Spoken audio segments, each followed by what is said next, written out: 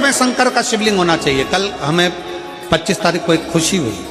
25 तारीख को जब एक कोई क्रिश्चियन भाई ने एक पत्र उसका अपना खुद का नाम लिख कर दिया और उसमें उसने लिखा कि मैं और मेरी पत्नी, हमारा धर्म भले दूसरा हो पर हम दोनों हमारे घर में छोटा सा शंकर का शिवलिंग रखकर उसका जल चढ़ाकर हम पीते हैं।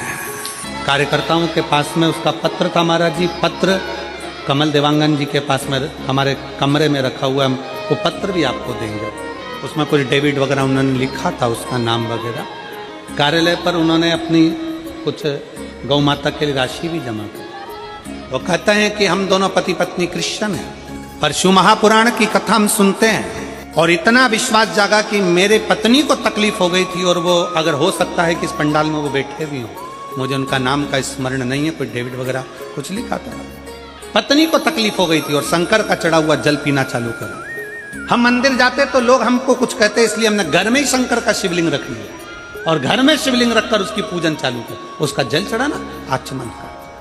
और आज हम पति पत्नी दोनों साथ में दिख रहे हैं, ये उस शिव की कृपा। अगर कहीं बैठे होंगे तो मैं उनको साधुवाद देता हूं कि आप शिव भक्ति को जाने,